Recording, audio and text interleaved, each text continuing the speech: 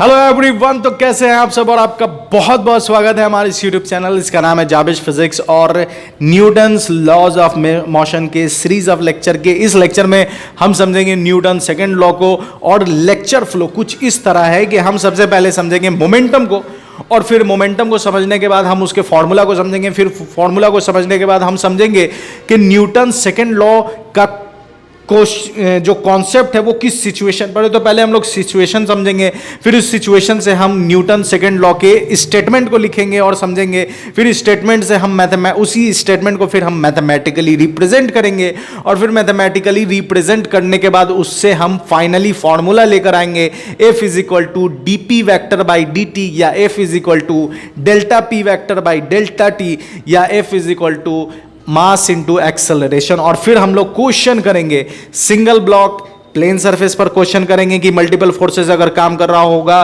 तो नॉर्मल कैसे निकाला जाता है और एक्सेलरेशन कैसे निकाला जाता है। फिर उसके बाद हम समझेंगे कि अगर सिंगल ब्लॉक है और इंक्लाइन सरफेस है तो इस केस में हम लोग नॉर्मल कैसे निकालेंगे और एक्सेलरेशन कैसे निकालेंगे। और नॉर्मल इस वजह से हम हर क्वेश्चन में फाइंड करेंगे क्योंकि इस न्यूटन्स लॉज ऑफ मोशन के बाद हम पढ़ने वाले हैं फ्रिक्शन।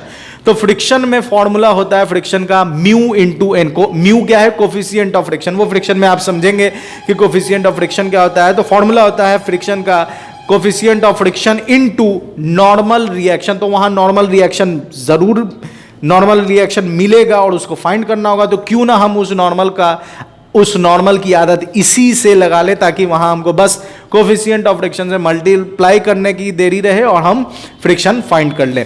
तो एंड तक बने रहें और बेहतरीन तरीके से आपको ये पूरी कहानी और पूरा सेकंड लॉ समझ में आएगा, मजे में समझ में आएगा, क्योंकि थोड़ा सा थ्योरी, थोड़ा सा कॉन्सेप्ट और ढेर सारा क्वेश्चन हम लोग इस पूरे सीरीज में, इस पूरे लेक्चर में हम लोग करने वाले हैं। अगर आप पहले व्यूअर हैं तो प्लीज़ सब्सक्राइब कर दें, लाइक शेयर और कमेंट और रिकमेंड अपने फ्रेंड सर्कल में ज़रूर करें।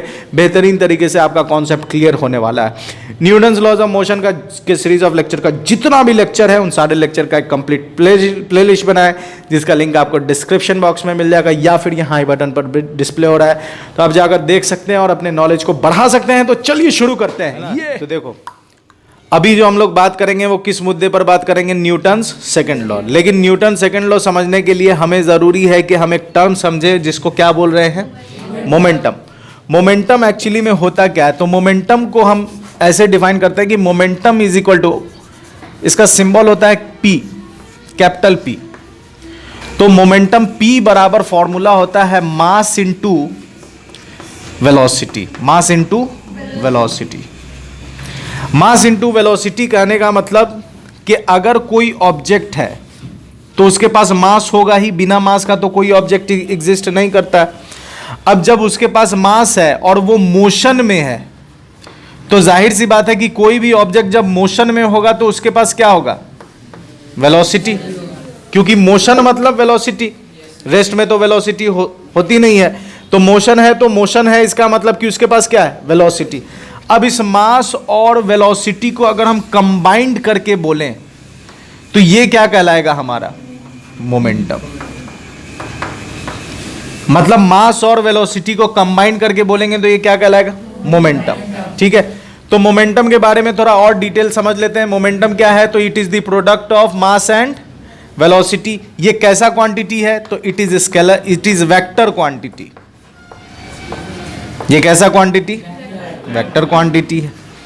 मोमेंटम एक वेक्टर क्वांटिटी है। इसका सिंबल क्या है? It is represented by, it is represented by, ठीक है, it is represented by P vector. इसको किससे दिखाते हैं? पी वेक्टर से। इसका एसआई यूनिट क्या होगा? तो इसका एसआई यूनिट होगा, इसके फॉर्मूला से निकालिए। मास का क्या होता है? केजी, और वेलोसिटी का क्या होता है? मीटर पर सेकेंड। तो केजी मीटर पर सेकेंड। अच्छा, इसका डायमेंशनल फॉर्मूला क्या होगा?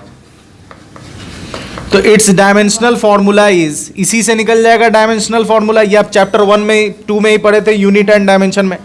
Dimensional formula is, dimensional formula KG है तो m1, मीटर है तो L1 और सेकेंड है तो T-1। इसका डायमेंशनल फॉर्मूला है क्या? तो ये मोमेंटम के बारे में बात है कि अगर मास और वेलोसिटी दोनों ही चीज हो, मतलब दोनों को कंबाइन करके बोलेंगे तो वो क्या कहलाएगा? मोमेंटम कहलाएगा। अब मोमेंटम समझने के बाद हम लोग न्यूटन सेकंड लॉ के स्टेटमेंट को समझते हैं। स्टेटमेंट क्या है देखिए ध्यान से। जैसे मान लीजिए कि आप साइकिल पर, आपका दोस्त साइकिल चला रहा है और आप बैठे हुए हैं, ठीक है, और सामने कोई फ्लाईओवर आ गया। अब आप कहिएगा अपने दोस्त को कि भाई तुम बैठे बैठे तो आप चढ़ा नहीं सकते हैं, तो आप क्या कहिएगा कि भाई तुम उतर के थोड़ा धक्का दो। अब जब वो बैठा तो अब साइकिल पर आप हैं और साइकिल है, तो दोनों का मास कितना हो जाएगा? साइकिल का मास मान लो 10 केजी का साइकिल है और जो बैठा हुआ उसका मान लीजिए 40 केजी है, तो टोटल मास कितना हो गया? 50 केजी। टोटल मास कितना हो गया? 50 केजी। अब जब टोटल मास 50 केजी है तो आपने कहा कि भाई तुम धक्का दो, है ना। मान लीजिए कि वो बैठा हुआ था और वो कितना केजी का हो गया साइकिल, और वो दोनों मिला करके 50 केजी। जा रहा था कितना से? वो अकेले धकेल रहा था, मतलब ऊपर चढ़ा रहा था कितने की स्पीड से? अब आपने कहा कि भाई तुम उतर के पीछे से धक्का दो, तो जैसे ही वो पीछे से धक्का देने लगा तो उसका जो 10 था वो 10 से अब कितना हो गया? या मान लो कि 20 हो गया। बात समझ में आ रही है? ये पहले बिना धक्का के था, अब धक्का देने पर इतना हो रहा है। जब बिना धक्का दिए इतना था तो हम मोमेंटम निकाल सकते हैं, क्योंकि मोमेंटम अभी जस्ट पड़े मास और वेलोसिटी। मास में थोड़ी बदलाव आएगा। जो साइकिल पर बैठा हुआ है और साइकिल, उसी को ना धक्का देगा कि ऐसे पीछे से धक्का देगा। धक्का उसको दे रहा है ना, तो जिसको धक्का दे रहा है उसी का ना मास लेंगे हम। तो साइकिल और बॉय दोनों का मास कितना हो गया? 50 केजी। ये था बिना धक्का के, बिना धक्का के। और ये किसके साथ है? धक्के के साथ। अब आप ध्यान से देखिए तो क्या मोमेंटम निकाल सकते हैं? अभी जस्ट पर मोमेंटम क्या था? मास इंटू, तो 50 गुने 10 कितना हो गया? 500 केजी मीटर पर सेकेंड। और ये कितना हो गया? 5 दूनी 10, 2 जीरो बैठा दीजिए, केजी मीटर पर सेकेंड। ध्यान से देखो, धक्का लगाने से किस में बदलाव आया? मोमेंटम में बदलाव आया। धक्का लगाने से मोमेंटम में बदलाव आया। धक्का लगाने से मोमेंटम में बदलाव आया है, तो पहले मोमेंटम कितना था? हम इसको इनिशियल मोमेंटम निकाल सकते हैं, और इसको क्या कह सकते हैं? Final momentum. तो चेंज इन मोमेंटम कितना आया? Final minus initial. फाइनल कितना? 1000। इनिशियल कितना? तो 500 का चेंज आया। कितना का चेंज आया? 500। अब ये जो 500 का चेंज आया है, ये किसके वजह से आया? धक्का की वजह से। तो इसका अब यही जो कॉन्सेप्ट है, यही न्यूटन सेकंड लॉ है। न्यूटन सेकंड लॉ क्या कहता है कि जब भी किसी ऑब्जेक्ट में जो मोमेंटम का बदलाव आएगा, जब भी किसी ऑब्जेक्ट के मोमेंटम में जो मोमेंटम का बदलाव आएगा, वो किस पर निर्भर करेगा कि धक्का या फोर्स कितना लगाया जा रहा है। अगर मान लीजिए कि एक तो ये है कि कितना का चेंज आ गया, 10 का, इसका मतलब कि वो मन से धक्का लगा रहा था। एक हो सकता है कि हाँ खाली फॉर्मेलिटी के लिए वो उंगली लगा के इसे ठेल रहा होगा, तो उसमें मोमेंटम में चेंज आया होगा? नहीं आया होगा। एक आया होगा कि हाँ ये नॉर्मल है। इससे भी तगड़ा हो सकता था कि एकदम ऐसे होके धक्का लगा रहा है। एक होता है ना कि एकदम धक्का लगाने के टाइम में लेट जाता है, मतलब स्ट्रेच हो जाता है। तो स्ट्रेच हो जाता है, इसका मतलब वो सबसे मैक्सिमम धक्का लगा रहा है। उस केस में क्या हो सकता है कि 20 मीटर के बजाय वो कितना से जाने लगे, तो मोमेंटम और बदलाव, चेंज जो है और ज्यादा आ जाएगा। तो न्यूटन सेकंड लॉ एकदम सिंपल ऐसे समझिए कि न्यूटन सेकंड लॉ ये कहता है कि जब भी किसी ऑब्जेक्ट के मोमेंटम में जो बदलाव आएगा, है ना, जब भी किसी ऑब्जेक्ट के मोमेंटम में जो बदलाव आएगा वो डायरेक्टली प्रोपोर्शनल होगा किस पर? अप्लाइड फोर्स के। ये धक्का लगा रहा है, एक्चुअली में क्या लगा रहा है, बल लगा रहा है, और बल को क्या बोलते हैं हम लोग, अप्लाइड फोर्स। तो न्यूटन सेकंड लॉ कहता है कि जो अप्लाइड फोर्स है, अप्लाइड फोर्स डायरेक्टली प्रोपोर्शनल है किसके, चेंज इन मोमेंटम। और सिर्फ चेंज इन मोमेंटम नहीं, change in momentum with respect to time. यही है न्यूटन सेकंड लॉ। क्योंकि जब ये धक्का लगा रहा है तो मान लो ये हो गया टाइम कितना, 0 सेकंड, और जब ये धक्का लगाने लगा तो टाइम कितना बीत गया, 10 सेकंड। तो 10 सेकंड लगा उसको 500 से 1000 करने में। कितना सेकंड लगा, 10 सेकंड में वो मोमेंटम को कितना शिफ्ट कर दिया, 500 से 1000। कोई दिक्कत इतना में, बात समझ में आ रही है। तो यही न्यूटन सेकंड लॉ है, कोई दिक्कत इतना में। अब ये तो समझ गए कि जितना फोर्स, अब जितना, वही एग्जांपल कि हो सकता है कोई आराम से धक्का दे रहा होगा, तो उस केस में अप्लाइड फोर्स कम है तो मोमेंटम का भी बदलाव कम होगा। कोई थोड़ा उससे ज़्यादा दे रहा है तो मोमेंटम का बदलाव ज़्यादा हो जाएगा, और कोई बहुत ज़्यादा फोर्स लगा रहा है तो मोमेंटम बहुत ज़्यादा हो जाएगा। बात समझ में आ रही, इतना में कोई दिक्कत है, इतना को नोट करो पहले, फिर आगे बताते हैं, स्टेटमेंट लिखेंगे। न्यूटन सेकंड लॉ में अभी हमने क्या पढ़ा, मोमेंटम, ठीक है। मोमेंटम सिंबल क्या होता है, पी वेक्टर। बात नहीं करो, देखो ध्यान से, पी वेक्टर बराबर क्या हो जाएगा, एम वी वैक्टर। मोमेंटम का यही ना फॉर्मूला है, पी वेक्टर बराबर एम वी वैक्टर। ये मोमेंटम का फॉर्मूला है, पी बराबर एम वी वैक्टर। अब पी बराबर पी वेक्टर बराबर एम वी वैक्टर है, तो न्यूटन सेकंड लॉ कहता है कि the applied force is directly proportional to the rate of change of momentum, to the rate of change of momentum के आगे एक टर्म जोड़ेंगे, लीनियर मोमेंटम। ये लीनियर मोमेंटम कहने का मतलब क्या है, ध्यान से समझिए। अभी जो भी हम पढ़ रहे हैं वो सब स्ट्रेट लाइन मोशन है। स्ट्रेट लाइन मोशन में हम लोग क्या टर्म यूज करते हैं, लीनियर। इसके बाद रोटेशनल मोशन पढ़ेंगे तो वहां पर भी आपको मोमेंटम मिलेगा। याद रखिए, जो भी आप पढ़ रहे हैं, न्यूटन्स लॉज या मोमेंटम या फोर्स, जो भी आप पढ़िएगा वो सब रिपीट होगा किसमें, रोटेशन में। काम यही रहेगा, जो काम यहां पढ़िएगा वही काम उसमें भी रहेगा, लेकिन नाम उसका क्या हो जाएगा, चेंज हो जाएगा। यहां आप लीनियर मोमेंटम पढ़ रहे हैं, रोटेशन में पढ़िएगा एंगुलर मोमेंटम। यहां आप फोर्स, इसको फोर्स कहिएगा, अप्लाइड फोर्स कहिएगा। रोटेशनल मोशन में आप उसको क्या कहिएगा, टॉर्क। तो काम वही रहेगा, जो काम यहां है वही काम वहां है, बस खाली नाम और बस उसका नाम और सिंबल क्या हो जाएगा। स्टेटमेंट भी यही रहेगा, स्टेटमेंट भी क्या कैसा रहेगा, यही रहेगा। तो अगर यहां अच्छे से कर लेते हो तो फिर आगे कोई दिक्कत नहीं है। तो linear momentum, rate of change of linear momentum, that is applied force F proportional किसके, directly proportional to rate of, तो delta P vector by delta T vector. कोई दिक्कत इतना। अब आपको पता है जहां भी प्रोपोर्शनैलिटी का साइन हटता है कुछ ना कुछ कांस्टेंट आता है।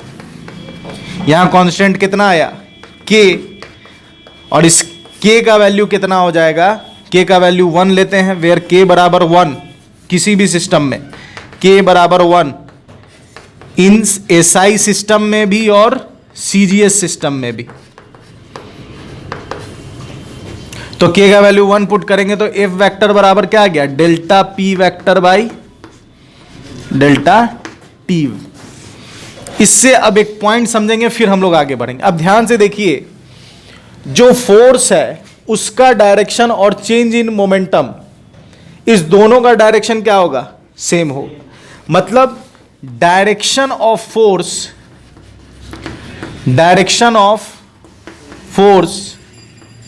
is always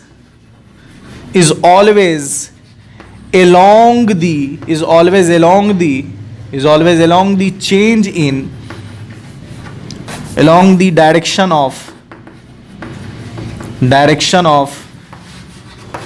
change of linear momentum, change of linear momentum मतलब जिधर चेंज होगा उधर ही फोर्स का डायरेक्शन होगा, जिधर मोमेंटम का चेंज होगा उधर ही फोर्स का डायरेक्शन होगा। अब इससे आगे बढ़ेंगे तो नाउ एफ वेक्टर बराबर delta P vector by delta T vector. तो एफ वेक्टर बराबर डेल्टा पी क्या होता है? M V. तो ये हम लिख सकते हैं डेल्टा किसके लिए यूज करते हैं? चेंज के लिए। तो चेंज कैसे निकलता है? Final minus initial by delta T. तो एफ वेक्टर बराबर क्या आ गया?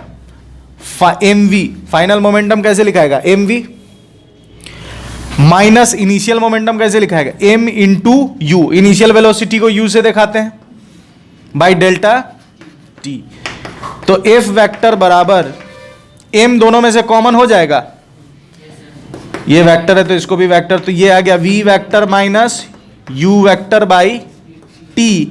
याद करिए काइनेमेटिक्स में ये किसका फॉर्मूला होता है? V minus U by T किसका फॉर्मूला होता है? V minus U by T किसका फॉर्मूला होता है? एक्सेलरेशन। किसका फॉर्मूला होता है? एक्सेलरेशन। तो एफ वेक्टर बराबर क्या आ गया? M A vector, mass into acceleration. और हम इसको ऐसे लिख सकते हैं, देखिए डिफरेंशियल फॉर्म में भी लिख सकते हैं, एफ वेक्टर बराबर डीपी वेक्टर बाई dt। क्या ऐसे भी लिख सकते हैं? बात तो एक ही। अच्छा, इस वाले को और इस वाले को क्या बोलेंगे? याद कीजिए कैलकुलस में पढ़ाए थे, कैलकुलस इसी से शुरू ही हुआ था। बताओ तो इसको क्या बोलेंगे? इस वाले, ये दोनों तो रेट ही है ना जी। यहां क्या लिखे? ध्यान से देखो, यहां क्या लिखे? रेट। और काइनेमेटिक्स पढ़ाने से पहले आपको कैलकुलस में रेट के बारे में ही बताए थे कि रेट कितने तरह का होता है? दो तरह का। एक होता है एवरेज, तो ये कौन सा हो गया? एवरेज। और ये कैसा हो गया? इंस्टेंटेनियस। बात समझ में आ रही है? दो तरह का रेज, एक डेल्टा वाला और एक डी वाला। अब देखो ध्यान से, एफ वेक्टर बराबर पी का वैल्यू पुट कर दो वहां से, M V vector by D T. क्या एम कांस्टेंट है? कांस्टेंट का डिफरेंशिएशन नहीं होता, बाहर निकाल लेंगे तो क्या हो जाएगा? D V vector by D T. तो एफ वेक्टर बराबर क्या आ गया? M DV by D T किसका फॉर्मूला होता है? DV by D T acceleration का फॉर्मूला। बात समझ में आ रही है?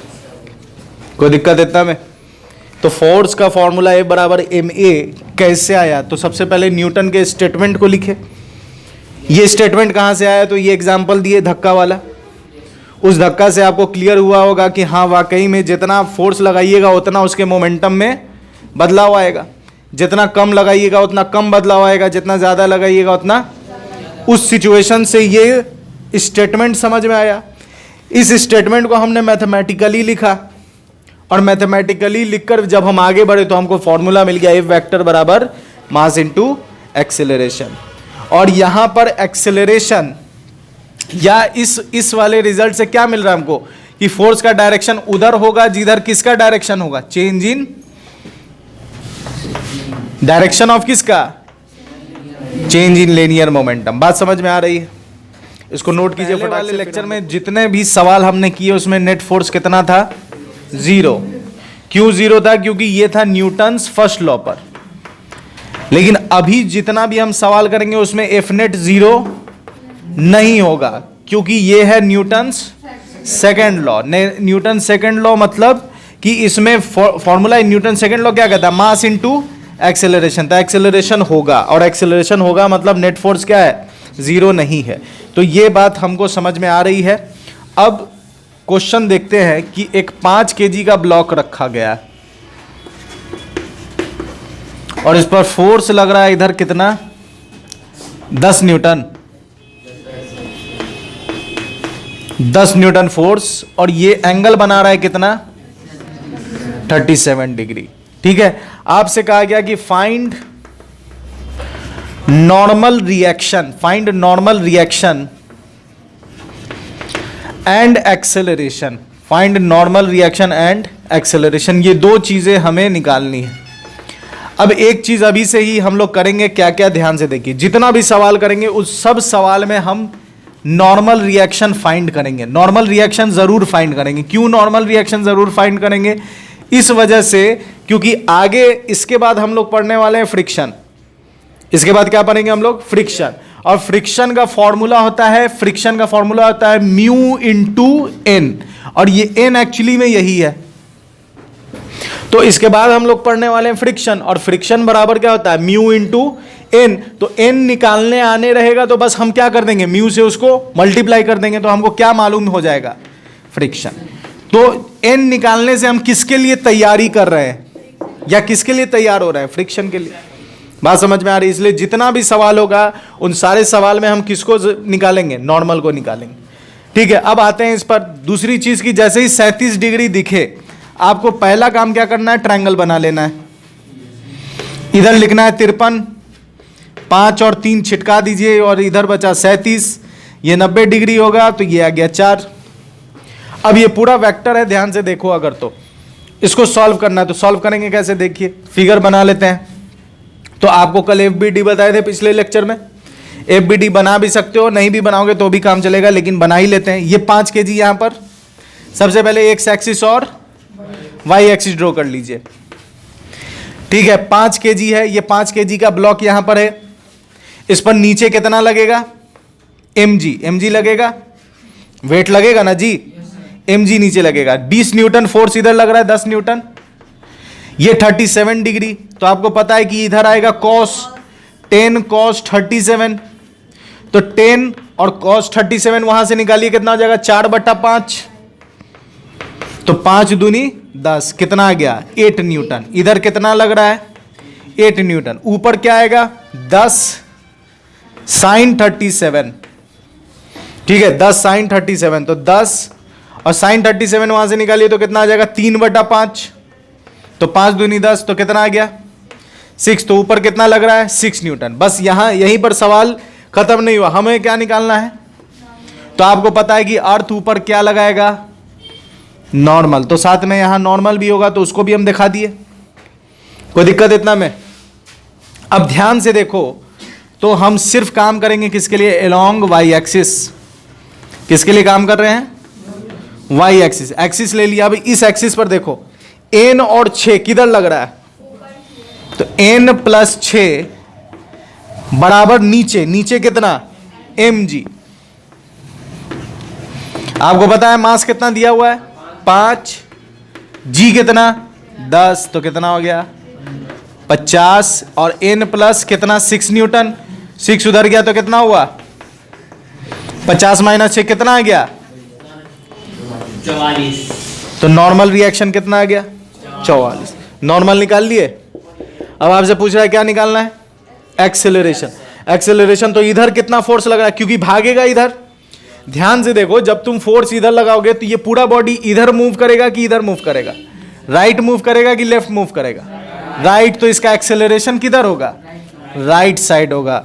तो एक्सेलरेशन का फॉर्मूला हो जाएगा फोर्स अपॉन मास, क्योंकि F बराबर m में होता है। तो A बराबर क्या हो गया? F upon m। F कितना है? F यहां निकाले। F कितना है? 8 न्यूटन। तो ये हो गया 8 न्यूटन। मास कितना है इसका? तो 5 दूनी बोला कितना आ गया? 1. जो भी होगा 8/, इतना ही एक्सेलरेशन होगा। 1.6 मीटर पर सेकंड स्क्वायर। तो एक्सेलरेशन भी आ गया। बात समझ में आ रही है? कोई दिक्कत इतना में? तो न्यूटन नॉर्मल कितना आ गया? 44 न्यूटन, और एक्सेलरेशन कितना आ गया? 1.6। कोई दिक्कत इतना में? नोट कीजिए, फिर दूसरा सवाल देते हैं करने के लिए। इसको नोट कितना का है? 5 kg। इधर कितना लग रहा है? 50 न्यूटन। इधर कितना लग रहा है? 50 न्यूटन। कितना डिग्री? 37 डिग्री। 37 डिग्री है तो ट्रायंगल बनाना ज़्यादा सही, क्योंकि फटाक से देखिएगा और बन जाएगा। 5, 3 और इधर है 53। 37 और नीचे कितना 4, 3 को अच्छे से लिख लो। अब ध्यान से देखिए कैसे बनेगा, इसमें कोई रॉकेट साइंस नहीं था, आराम से बनने वाला। ये 5 kg इधर से वाई एक्सिस और इधर से वाई एक्सिस और इधर से एक्स एक्सिस। 20 न्यूटन 50 न्यूटन इधर लग रहा है, कोई दिक्कत नहीं है, ठीक है। अब ध्यान से देखो तो इस 50 इधर लग रहा है, 50 न्यूटन इधर लग रहा है, कितना डिग्री पर लग रहा है 37 डिग्री। तो आपको बचपन से पता है कि इधर कितना आएगा 50 cos 37, तो 50 गुने cos 37 हो जाएगा कितना 4/5, तो 5 दहाई 50, तो कितना आ गया 40, तो इधर लगा 40 न्यूटन। इधर आ गया 50 sin 37, तो 50 sin 37 कितना हो जाएगा 3/5, कितना आ गया इधर 30, तो ऊपर इधर कितना लगेगा 30 न्यूटन। कोई दिक्कत इतना में। अब देखिए 50 इधर लग रहा है, ये इधर लग रहा है। अब नॉर्मल, ये अर्थ जो है इस पर नॉर्मल लगाएगा तो नॉर्मल वाई पर आ जाएगा, तो ये हमने नॉर्मल लिख दिया, कोई दिक्कत इतना में। अब इस पर नीचे कितना लगेगा mg, तो नॉर्मल के साथ किसको इक्वेट करेंगे mg को। तो ध्यान से देखो एलोंग वाई एक्सिस पर, एलोंग वाई एक्सिस ऊपर लग रहा है कितना 30 प्लस और क्या लग रहा है n बराबर नीचे कितना लग रहा है mg, तो 30 प्लस नॉर्मल और m कितना है 5, g होगा तो 50 हो गया, तो n की वैल्यू कितनी आई 50 - 30 बराबर 20, तो n की वैल्यू आ गई 20 न्यूटन। अब आप ध्यान से देखिए इधर लग रहा है 50 और इधर लग रहा है 40, तो नेट फोर्स किधर लगेगा इधर की इधर लगेगा, क्योंकि ये वाला बड़ा है तो इसका वर्चस्व ज्यादा है। तो कितना लगेगा इधर 50 में से 40 गया तो 10, तो एफ नेट इधर लगेगा, एफ नेट इधर लगेगा, और एफ नेट कितना होगा 50 - 40 कितना आ गया 10 न्यूटन। तो एक्सेलरेशन हो जाएगा फोर्स अपॉन मास, यहां एफ नेट लिख सकते हैं। एफ नेट कितना 10 और मास कितना 5, तो कितना आ गया 2 मीटर पर सेकेंड स्क्वायर। तो ए आ गया 2 मीटर पर सेकेंड स्क्वायर। कोई दिक्कत इतना में। क्या इसमें कुछ नया काम कर रहे हैं, सब तो वही है, आपको फोर्स लेना है और फोर्स को क्या कर देना है रिजॉल्व कर देना है। रिजॉल्व करने के बाद आपको नॉर्मल के लाइन पर जो होगा उसको इक्वेट कर दीजिए तो नॉर्मल आ जाएगा, और मूवमेंट के अकॉर्डिंग आप उसको इक्वेट कीजिए तो आपको क्या मिल जाएगा एक्सेलरेशन मिल जाएगा। कोई दिक्कत इतना में। अगला क्वेश्चन देखो, इसको मिटा करते हैं। हाँ ये कितना था 2 kg, 2 kg और इधर फोर्स कितना लग रहा है 20 न्यूटन इधर लग रहा है, और ये एंगल कितना बन रहा है एंगल बन रहा है 53, और इधर फोर्स कितना लग रहा है 50 और एंगल कितना बन रहा है 37। और स्टार्टिंग में ही कहा गया है कि सारे जगह हम लोग दोनों निकालेंगे फाइंड एन एंड एक्सेलरेशन। अब देखिए एकदम आसान सा सवाल है, इसमें कोई रॉकेट साइंस नहीं है, ध्यान से देखते चलिए। सबसे पहले इसका एफबीडी बनाओ, दिए 2 kg ड्रॉ करेंगे। सबसे पहले हम लोग करते हैं वाई एक्सिस और एक्स एक्सिस, वाई एक्सिस और एक्स एक्सिस। अब ध्यान से देखिए 2 kg पर नीचे कितना लगेगा, नीचे लगेगा mg, नीचे लगेगा mg, तो सबसे पहले हम mg को लिख दिए नीचे, और mg के ठीक ऊपर क्या लगेगा नॉर्मल, तो नॉर्मल को भी हम यहां लिख दिए, ये नॉर्मल लग रहा है। अब ये फोर्स कितना लग रहा है 20 न्यूटन, 20 न्यूटन कितना डिग्री 53 डिग्री। इसको तोड़ो इधर तो आएगा 20 cos 53 और 20 cos 53 मतलब 3/5, तो 3/5, तो 5 से 20 गया तो कितना आ गया 4, 4 तिया 12, मतलब कि इधर आएगा कितना 12 न्यूटन।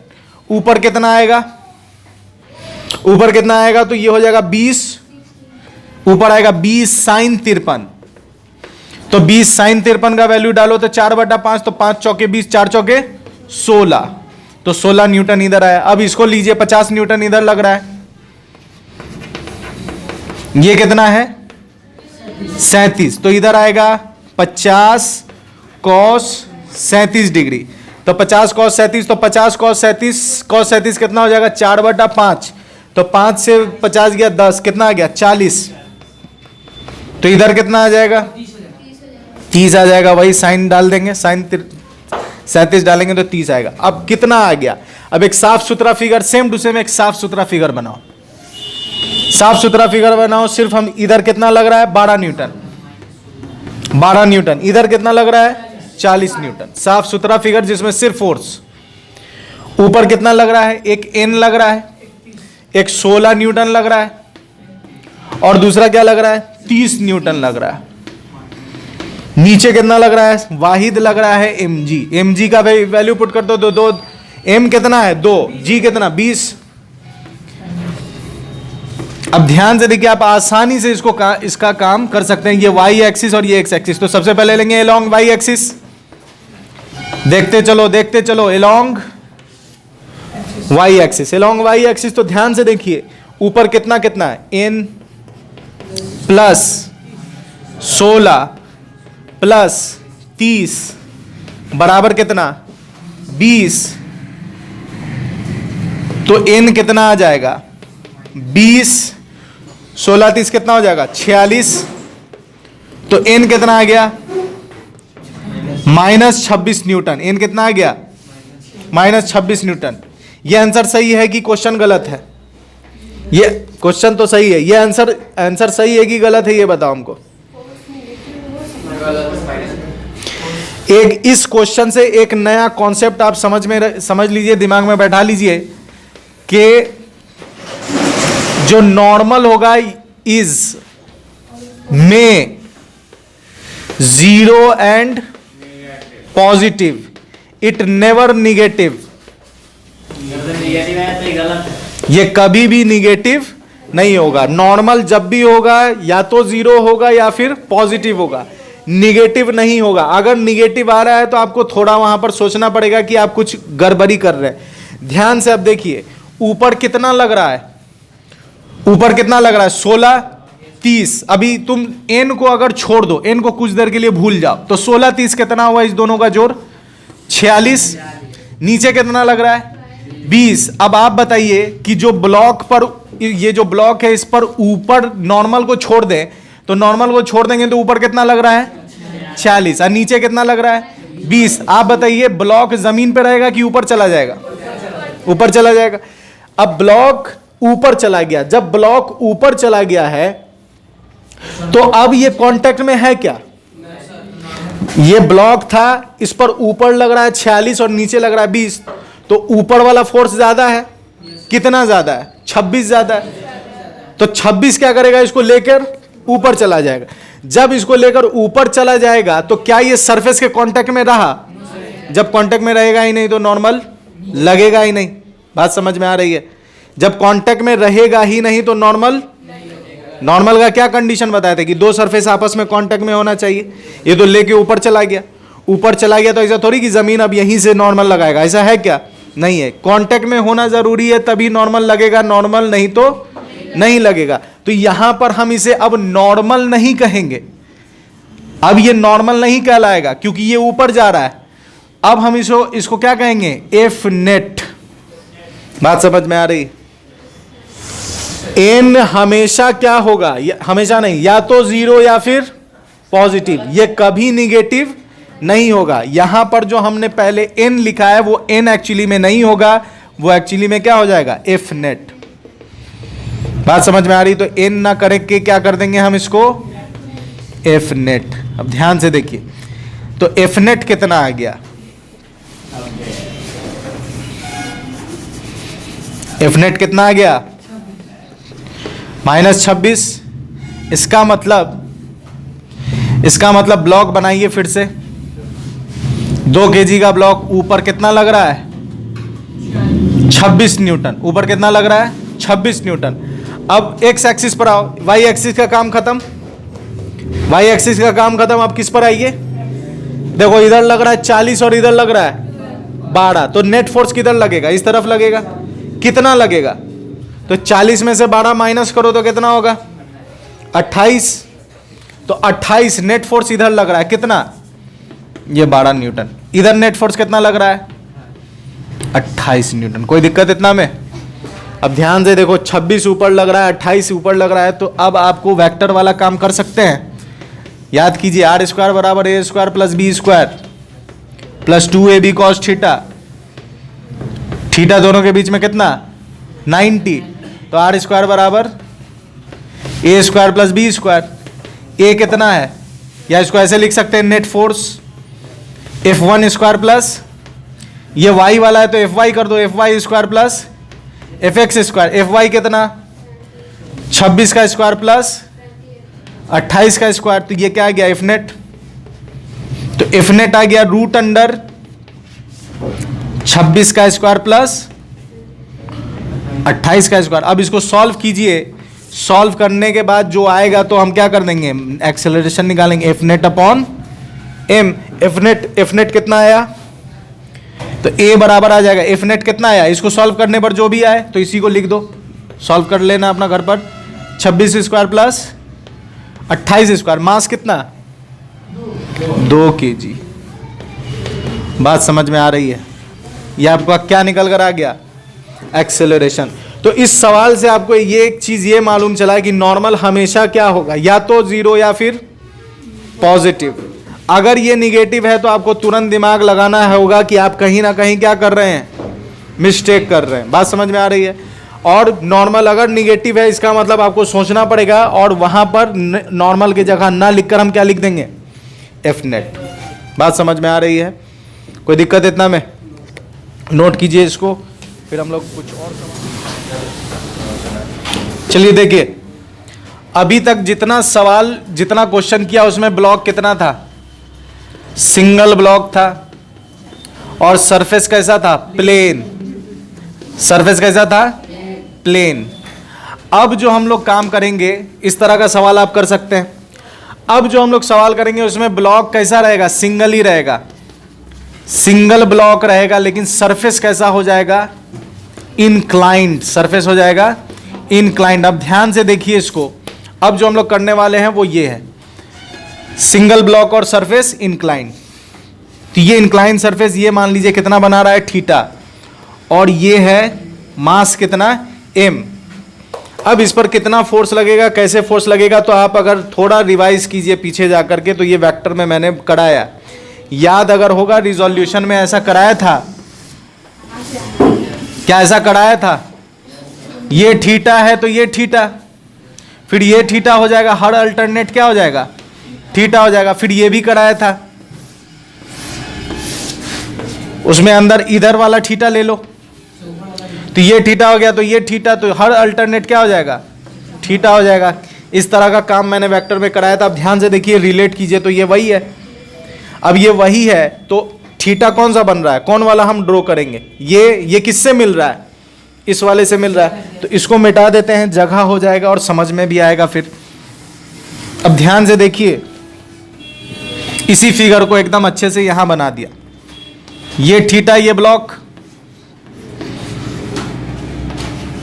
अब ध्यान से देखो, तो हम क्या करेंगे, ये ड्रॉ करेंगे, तो एक ऐसे जाएगा, एक ऐसे जाएगा, एक दूसरे कलर से दूसरा कलर यूज करते हैं, और एक जाएगा कुछ इस तरह, और एक जाएगा कुछ इस तरह। अब ध्यान से देखिए, ये थीटा है तो कौन कौन थीटा हो जाएगा, ये थीटा है तो ये थीटा होगा, फिर ये थीटा है तो फिर ये थीटा, फिर ये थीटा है तो ये थीटा, ये थीटा है तो फिर ये थीटा। थीटा का काम खत्म, थीटा का काम खत्म हो गया है। तो जब थीटा का काम खत्म हो गया, तो अब ध्यान से देखिए, mg हमेशा परपेंडिकुलर लगता है, तो ये आ जाएगा यहां पर mg, mg आ गया। नॉर्मल हमेशा सरफेस के परपेंडिकुलर लगता है, ये सरफेस है ना, तो सरफेस के परपेंडिकुलर नॉर्मल लगता है, तो नॉर्मल किस पर आ जाएगा, इस पर आ जाएगा। अब mg है, ये थीटा है, तो इधर क्या आएगा, mg cos थीटा, और इधर क्या आ जाएगा, mg sin थीटा। कोई दिक्कत इतना में? तो आप ध्यान से देखो, नॉर्मल किसके बराबर हो जाएगा, नॉर्मल किसके बराबर, नॉर्मल किसके बराबर, mg cos थीटा के बराबर। नॉर्मल किसके बराबर, mg cos थीटा के बराबर। और ये किधर गिरेगा, साफ दिख रहा है कि ये ब्लॉक इधर गिरेगा, मतलब एक्सेलरेशन किधर होगा, नीचे। एक्सेलरेशन किधर होगा, नीचे। तो एक्सेलरेशन हो जाएगा फोर्स अपॉन मास। तो फोर्स इधर कितना लग रहा है, mg sin थीटा। तो फोर्स हो जाएगा mg sin theta by mass m। तो m से m हो गया डिचिक, तो एक्सेलरेशन कितना आ गया, g sin थीटा। बात समझ में आ रही है। इससे बढ़कर और कुछ इस पर नहीं होगा, बहुत होगा तो इस पर और फोर्स आ जाएगा, तो और फोर्स आ जाएगा तो आप और रिजॉल्व कर सकते हैं। इतने में कोई दिक्कत है। अब एक चीज और समझिए,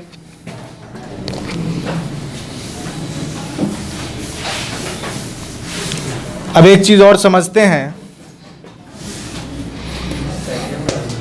सेम सिचुएशन है, यहां मास m था, यहां मास क्या हो गया 2m। वहां मास m था, यहां मास क्या हो गया, कौन जल्दी गिरेगा बताओ, कौन ज्यादा जल्दी गिरने वाला है, जल्दी कौन जल्दी गिरेगा या साथ में गिरेगा, 2m जल्दी गिरेगा कि साथ में गिरेगा। ध्यान से देखो, यहां m है, वहां क्या था 2m, तो क्या इक्वेशन सेम सेम आएगा, इक्वेशन सेम सेम आएगा। गिरने की बात हो रही है तो इसका हमको गिरेगा इधर एक्सेलरेशन, इसका एक्सेलरेशन निकाल दे, क्या इसका एक्सेलरेशन भी यही आएगा।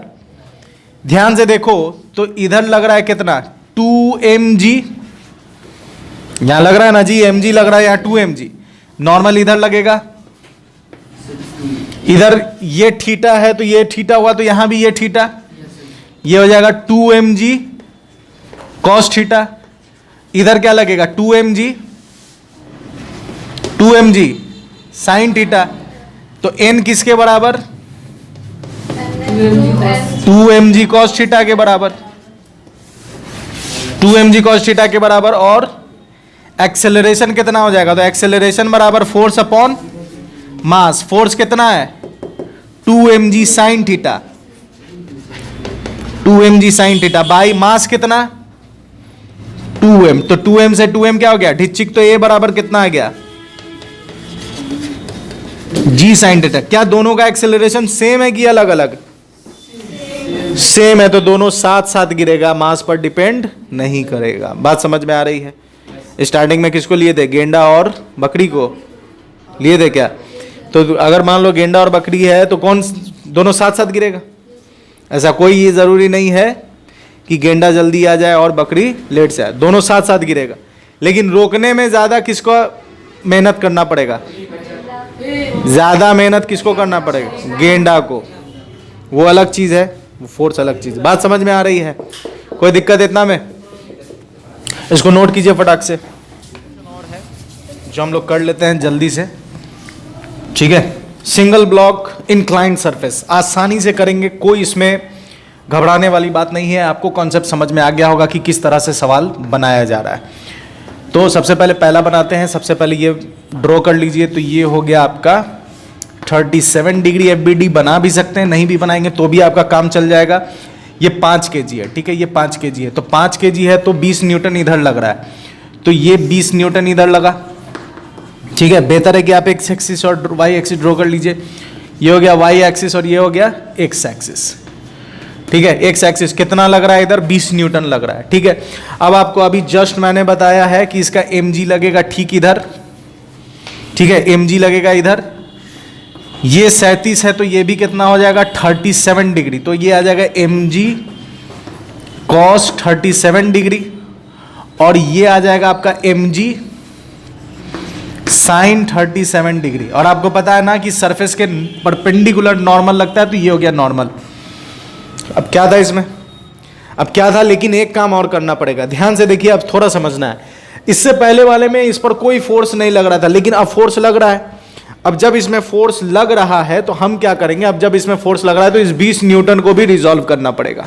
इस 20 न्यूटन को रिजॉल्व करने के लिए इसको भी इधर बढ़ा दीजिए। अब आप इधर बढ़ाएंगे तो आपको पता है ये 37 है तो ये भी 37 होगा। अब ये 37 है तो 20 इधर, तो ये आ जाएगा आपको 20 cos 37, और इधर आ जाएगा आपको 20 sin 37। अब ध्यान से देखिए n बराबर, अब n को इक्वेट कर दीजिए तो n किस, n के बराबर में कौन कौन, 20 साइन 37 और mg प्लस mg कॉस 37। तो 20 और साइन 37, तो ट्रायंगल बना लो ना, ट्रायंगल बना लो। 53 डिग्री है तो 5 और 3 और ये है 37, तो इधर 4। अब ध्यान से देखो साइन 37 हो जाएगा, साइन 37 मतलब 3/5 प्लस m कितना है, m कितना है 5 की जी, 5 गुने 10 और cos 37 कितना हो जाएगा बेस 4/5। तो 5 से 5 ढीचिक, 5 से ये गया 4, तो 4 तिया 12 प्लस 4 दहाई 40, 52 न्यूटन। नॉर्मल की वैल्यू कितनी, 52 न्यूटन। तो नॉर्मल हमने निकाल लिया, और क्या निकालना होता है, एक्सेलरेशन। तो आओ एक्सेलरेशन। अब ध्यान से देखिए पूरा सिस्टम इधर गिरेगा, पूरा सिस्टम का मोशन किधर होगा, इस तरफ होगा। तो इस तरफ होगा कि नहीं होगा ये हम देखेंगे। तो mg साइन 37, mg साइन 37 कितना होगा, तो mg साइन 37 पहले निकाल लेते हैं। तो mg साइन 37 m का वैल्यू 5, g 10 और साइन 37 वहां से निकाल लीजिए 3/5, तो कट गया कितना आ गया 30, मतलब इधर लग रहा है 30 न्यूटन, उधर कितना लग रहा है 20 cos 37, तो 20 cos 37 हो जाएगा कितना, तो 20 और cos 37 यहां से निकाल लीजिए तो 4/5, 5 चौके 20, 16। अब आप देख सकते हैं कि 20 इधर लग रहा है 30 और इधर लग रहा है 16, इधर लग रहा है 30 और इधर लग रहा है 16, मतलब इधर गिरेगा। तो एक्सेलरेशन किधर होने वाला है, इधर। तो एक्सेलरेशन हो जाएगा 30 माइनस 16, मतलब एक्सेलरेशन होता है ना एफ नेट अपॉन एम, तो 30 माइनस 16 और मास कितना है 5, तो कितना आ गया 14/5 मीटर पर सेकेंड स्क्वायर, ये एक्सेलरेशन आ गया। अब आप फील कर सकते हैं कि सर ये वाला सवाल भी मैं बना सकता हूं, क्या था इसमें, कुछ नहीं था। ये भी सवाल आप खुद से सॉल्व कर सकते हैं, मैं बना दूंगा लेकिन कोई दिक्कत नहीं है। मैं चाह रहा हूं कि आप खुद से ट्राई करो। तो ये हो गया आपका HW, ठीक है, ये क्या हो गया आपका HW। बात समझ में आ रही है तो इतना नोट कीजिए, और बेहतरीन तरीके से, उम्दा तरीके से आपको न्यूटन सेकंड लॉ समझ में आ गया होगा। इस लेक्चर में हमने क्या क्या समझा है ना, जो भी चीज़ें हमने समझी वो बेहतरीन तरीके से समझ में आ गई होगी आपको। जो भी पॉइंट्स हमने समझा वो बेहतरीन तरीके से समझ में आ गया होगा। हमने इस लेक्चर में बेसिकली समझा है सिंगल ब्लॉक प्लेन सरफेस पर question, single block incline surface पर क्वेश्चन। इसके नेक्स्ट लेक्चर में हम समझेंगे, और हमने समझा है डबल ब्लॉक, पुली और इंक्लाइन सरफेस, प्लेन सरफेस। बात समझ में आ रही है तो वो लेक्चर स्क्रीन पर डिस्प्ले हो रहा है, तो आप जाकर देख सकते हैं और अपने नॉलेज को बढ़ा सकते हैं। मेरे साथ बने रहने के लिए बहुत बहुत शुक्रिया, और प्लीज़ लाइक शेयर सब्सक्राइब करते रहें और रिकमेंड करते रहें अपने फ्रेंड सर्किल में। मेरे साथ बने रहने के लिए बहुत बहुत शुक्रिया, अपना ख्याल रखें।